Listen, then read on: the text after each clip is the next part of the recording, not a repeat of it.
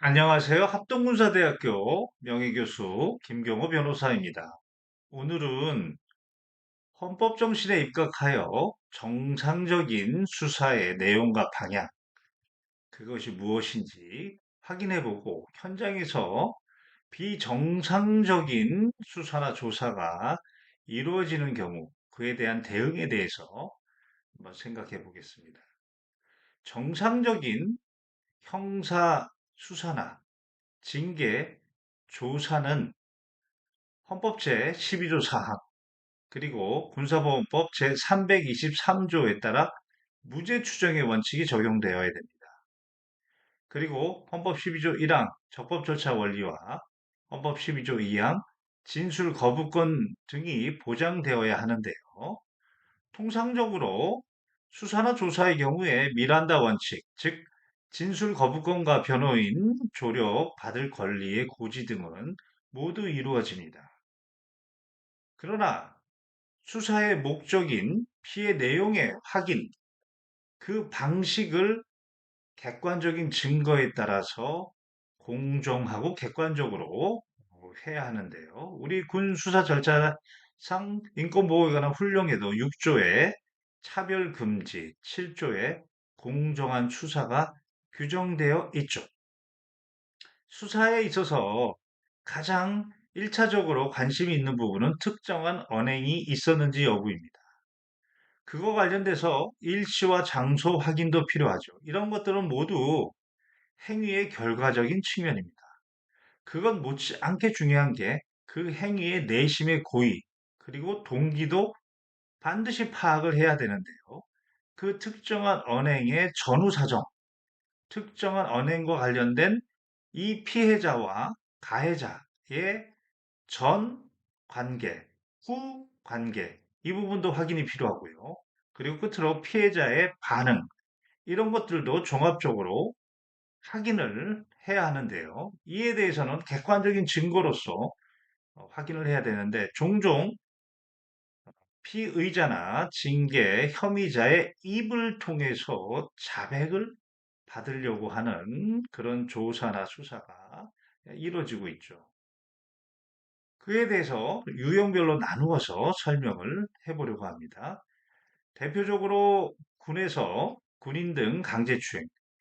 보통은 협박이나 폭행은 없기 때문에 기습추행의 문제입니다.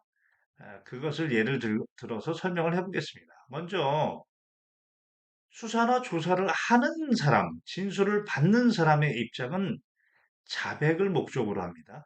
그 자백을 위해서 신문 순서, 내용의 순서를 의도적으로 배열을 하는 거죠.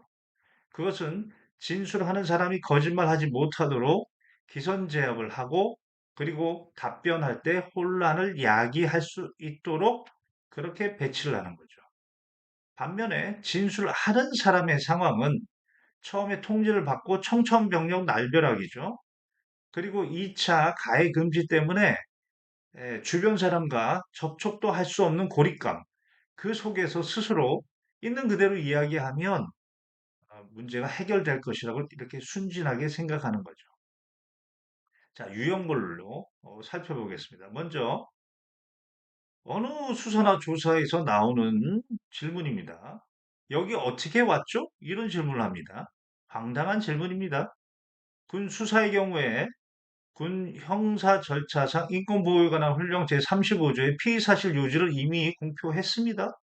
그럼에도 불구하고 여기 어떻게 왔죠라고 물어봅니다. 그것은 진술하는 사람의 입에서 군인 등 강제추행 혐의로 왔습니다. 기선제압하려고 하는 겁니다. 이럴 땐 이렇게 대답하면 됩니다. 출석 통지서 받고 강제 소환 통보 받아서 왔습니다. 이렇게 답변하면 됩니다. 그러면 질문하는 사람이 당황합니다. 어떤 범죄로 온 것입니까? 이렇게 질문합니다. 그러면 그 신문 내용에 대해서 개별적으로 구체적으로 하나하나 질문해 주시면 제 기억을 최대한 복원해서 답변 드리겠습니다. 이렇게 선선하게 답변하면 되는 겁니다. 두 번째 유형은 가장 중요한 부분인데요. 뜬금없이 여군의 팔뚝 부위를 잡은 사실이 있나요? 이렇게 훅 들어옵니다. 그러면 진술하는 사람은 진실을 이야기하면 되겠다라는 생각으로 일주일 전에 있는 내용도 기억이 잘 나지 않는 것이 보통이지 않습니까? 그래서 그런 사실이 없습니다. 또는 그런 기억이 없습니다. 이렇게 답변합니다. 그러면 진술을 받는 사람은 기다렸다는 듯이 피해자는 2023년 5월 1일 지휘통제실에서 팔뚝을 잡았다고 이렇게 주장하는데 어떻습니까? 이렇게 질문 훅 들어옵니다. 그러면 진술하는 사람은 여전히 그런 사실이 없습니다. 그런 기억이 없습니다. 이렇게 조소해 놨는 겁니다. 이게 어떤 의미가 될까요? 이 조서를 보는 객관적인 제3자는 피해자는 피해 내용을 구체적으로 일시, 장소, 방법까지 기억을 하는데 진술하는 사람은 그에 대해서 전혀 기억이 없구나. 다시 말해서 피해자의 진술의 신빙성이 더 높게 느껴지게 만드는 겁니다. 지금 진술을 받는 사람은 증거 하나도 제시한 적 없습니다. 이렇게 신문 내용의 배열만으로도 제3자에게 진술하는 사람이 거짓말하고 있습니다. 이렇게 드러낼 수 있다는 거죠. 이럴 때는 이렇게 답변해야 됩니다. 여군의 팔뚝을 잡은 적이 있나요? 자, 답변은 그 여군이 누굽니까? 언제 어디서 어떻게 구체적으로 어떤 방법으로 제가 잡았다는 건지 특정해서 질문해 주시면 제 기억을 최대한 복원해서 답변 드리겠습니다. 이렇게 답변합니다. 그러면 질문하는 사람은 2023년 5월 1일 지휘통제실에서 피해자 땡땡땡 팔뚝을 잡은 사실이 있나요? 이때 본인의 기억이 있으면 있고 없으면 없다고 답변하면 됩니다. 그런 사실이 없습니다. 또는 그런 기억이 없습니다. 그러면 질문하는 사람의 실력은 바로 여기서 드러나는 겁니다. 객관적인 증거를 제시해야 됩니다. 카카오톡, CCTV 등등 물적 증거를 제시해야 되는 겁니다. 그렇지 않고 이 수사하는 사람, 조사하는 사람의 본색이 드러나는 결정적인 질문은 세 번째 유형인데요. 바로 객관적인 증거를 제시하지 않고 이렇게 뜬금없이 물어봅니다. 그럼 피해자가 거짓말을 하고 있다는 건가요? 또는 그럼 피해자를 무고로 고소할 생각은 없으신가요? 정말 실력 없는 자들의 질문입니다. 이런 사람들 당장 수사나 조사에 임무에서 배제시켜야 될 사람들입니다. 그러면 이런 심리적 압박을 받으면 진술하는 사람은 이렇게 대답합니다.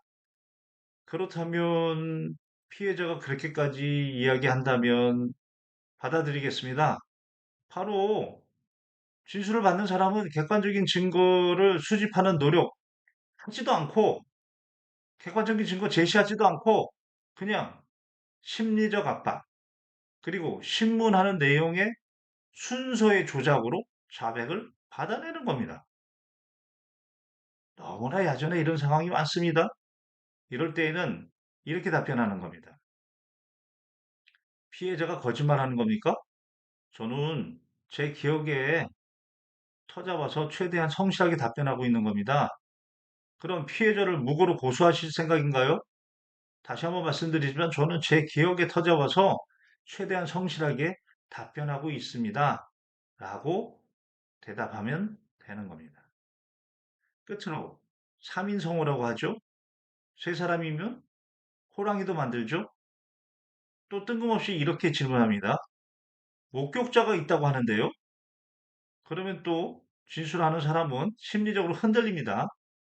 이럴 때는 이렇게 답변하면 됩니다.